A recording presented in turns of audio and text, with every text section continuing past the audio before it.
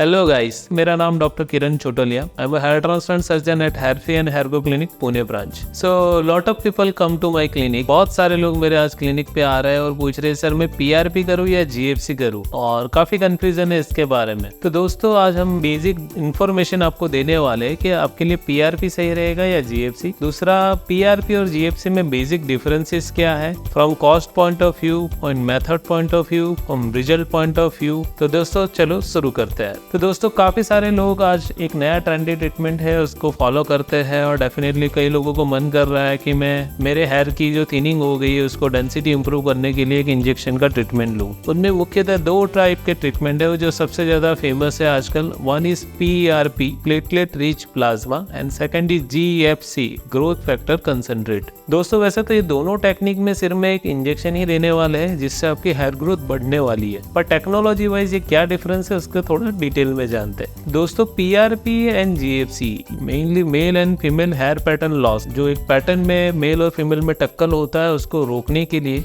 उसकी ग्रोथ को रिकवर करने के लिए, मींस रीग्रोथ करने के लिए, डेंसिटी बढ़ाने के लिए और स्टेबिलिटी बढ़ाने के लिए किया जाता है। इससे मेनली जो एरिया में बाल पतले हो गए, बेजान हो गए या इनएक्टिव हो गए उनको रीग्रोथ या रीएक्टिवेट किया जाता है। हर महीने में एक इंजेक्शन दिया जाता है वो पर्टिकुलर एरियाज में, और कुछ सेशन के बाद पेशेंट को एक वहाँ पे इम्प्रूवमेंट नजर आती है।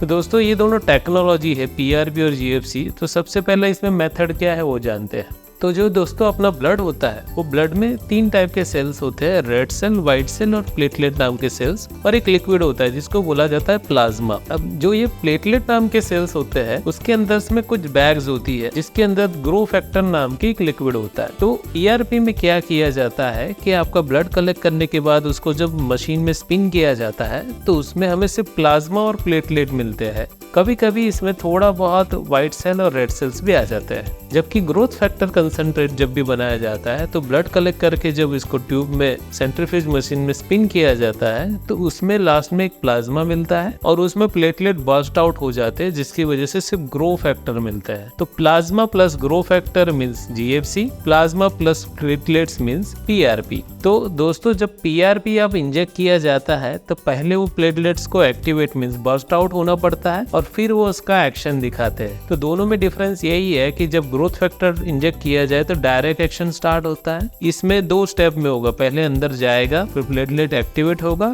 फिर एक्शन आएगा। तो यही दोनों में मेजर डिफरेंस है। अब ग्रो फैक्टर का पॉपुलैरिटी क्यों बढ़ी है? क्योंकि इसमें थोड़ा रिजल्ट ज्यादा कंसिस्टेंट मिल सकता है, जबकि पीआरपी में रिजल्ट वेरिएबल रहेगा क्योंकि इंजेक्ट करने के बाद सारे 100% प्लेटलेट का एक्टिवेट होना कंफर्म नहीं होता। हम चेक भी नहीं कर सकते कि 100% एक्टिवेट हो रहे कि नहीं। दूसरा, कुछ ब्लड सर्कुलेशन में वॉश आउट हो सकते हैं, कुछ इनएक्टिवेट रह जाएंगे, तो उसकी वजह से रिजल्ट इनकंसिस्टेंट मिलेगा, एक प्रॉपर वे में नहीं मिलेगा। जबकि जीएफसी में सारे के सारे ग्रो फैक्टर है वो एक साथ रिलीज होंगे, एक साथ एक्टिवेट होंगे। तो जीएफसी में रिजल्ट थोड़ा जल्दी आएगा, रिजल्ट का ऑनसेट ऑफ एक्शन जल्दी रहेगा, पीआरपी में लेट रहेगा। पीआरपी में 100% रिजल्ट नहीं आएगा, जीएफसी में 100% रिजल्ट आने की उम्मीदें ज्यादा है।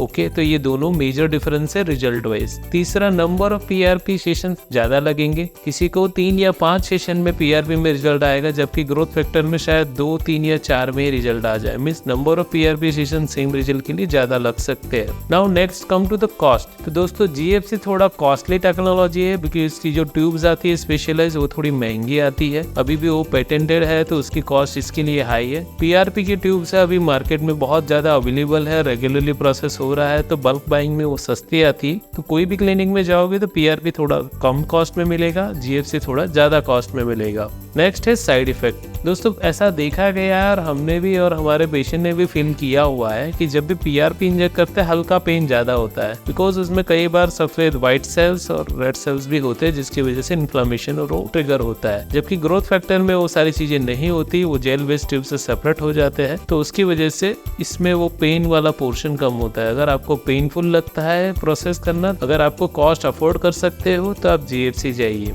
अगर आपको जल्दी रिजल्ट चाहिए तो आप जीएफसी जाइए। अदरवाइज पीआरपी भी इक्विवेलेंट रिजल्ट आपको कम कॉस्ट में दे सकता है। तो ये मेजर डिफरेंस थे जो आपको जानने चाहिए थे पीआरपी और जीएफसी के बारे में। धन्यवाद दोस्तों, आपको होप ये वीडियो बहुत अच्छा लगा हो, और आपको इसमें कोई डाउट हो तो हमें जरूर मैसेज कीजिए, will reply them. Have a good day.